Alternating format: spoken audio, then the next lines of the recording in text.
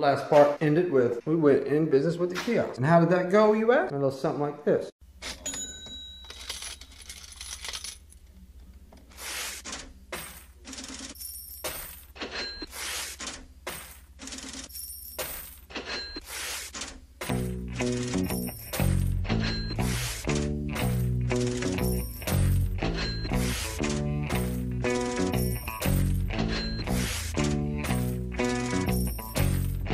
Okay, maybe it wasn't that. But it made money. If I wanted to go in the store and buy groceries, it wasn't a... But there's some mall facts too that you gotta... Because the mall is open 7 days a week. Because I was inside the biggest mall in Lexington.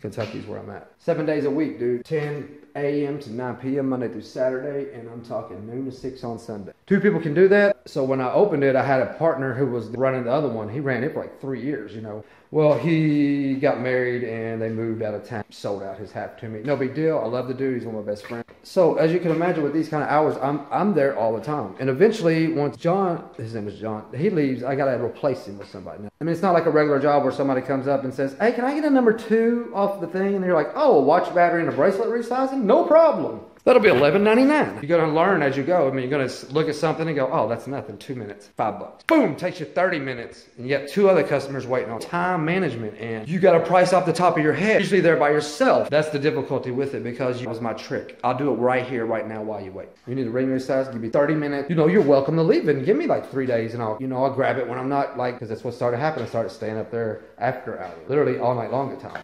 I'm sure I had to. Because people just stop and talk to me all damn day long. Or getting somebody new, I gotta train them, you know. And they're missing on jobs because people come up and don't trust them. Or people are just saying, hey, just leave it with the dude who's always here. The cat with the hair sticking up and stuff. He's got this. I try to get it when I get in and people be waiting. The rent was $5,000 a month for 110 square feet. I'm not kidding. On the worst part, but for over the years there, I paid them $300,000 in rent. Owed about $470,000. This is just with my 2 hands. I mean, I don't have nothing else to work with. It wasn't like there was no way to produce quicker. The only way I could make more money was to be there more. Get it? I think you're following along, aren't you? I think you are. Taxes and everything else, suck the rest out of it. Good God, give a man a minute. Come on, state Kentucky. Y'all will ruin it, mother. Every 3 minutes. The mall is kind of shaped like this. This is the front entrance, we could say. This is what is it down there? A Macy's is an anchor store on one side. And on the other side is the sporting goods.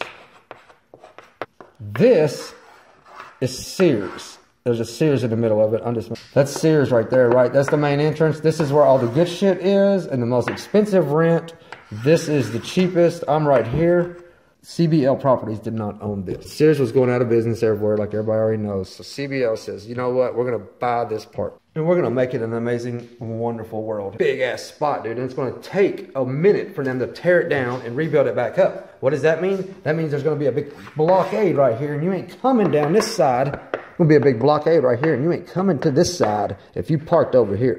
If you want over here, get out in your car and drive over here. But paying the $5,000 a month, I still need the walk-by traffic. And as you can see, let me show you here. So this goes on for a year or something. I mean, they put a Cheesecake Factory up in here, a damn H&M, all kinds of new shit. Here, check this photo out right here. The store on the right you see, that used to be a popcorn place that was there for probably like 10 years. He was there 10 years, couldn't do it. Boom, see, he's gone. See that one on the left? That used to be a Deb's. I mean, that was there for like, I think 9 years. It went out of business. Then something else came in there. It went out of business. The other spot up there is Radio Shack.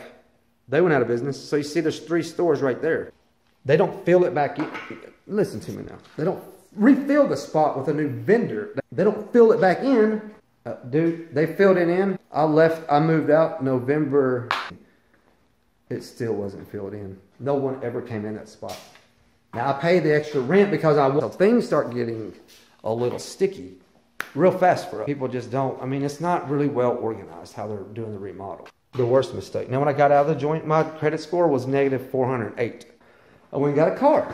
Make car payments. Some secure credit cards because nobody would give them to me. Just go to the bank, give them $500. Opened a couple bank accounts. You know, I had the business bank account that ran fine. I got my credit score up to like 670 or so. Dude, it got up there quick because I paid everything on time. I read up on it. I realized that you should only use a certain percent and not use all your credit and look desperate. And if you can just keep like using only a 30%, show you can budget good, and it'll skyrocket like that.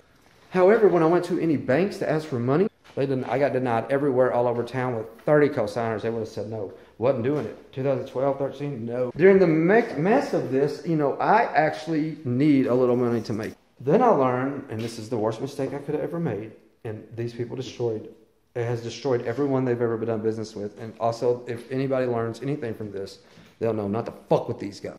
I have to take credit cards, of course. Well, did you know that and we're doing probably $16,000 a month, so a little more than half of that's going to be on credit cards, guys. You're probably doing about $9,000 a month in credit cards. It's a credit card machine, and you scan cards consistently. The actual company that processes your credit cards and gets your money to you, they will loan you money on future credit card sales. They would give me $8,000, but they would want back like $12,000. Out of your credit card sales, they're only going to take like, well, so I mean, you're talking about $20 every day, 30, 50, depends on how much you do. The more money you do, the more we'll take each day. That way it'll even it out. I did it. I took one of those loans out, and I did it the first time, and I knocked it out like 9 or 10 months. And no one even knows you do it. It doesn't help your credit or nothing. You're fucking just doing it for that. And then, you know, I need it again. Yeah. So then I grab another one. But the whole time they're kind of hurting me, but I'm needing them, but I'm going to stay over late. You know, I'm in this bad cycle. In a bad cycle. And this really starts busting right around when Nolan's born, because me and Amanda decided to have a baby. We didn't, I mean, he was like, yeah, we wanted him. Yeah, but man, things get rowdy, and finally, I can't hang no more. I mean, I can't be there that many hours.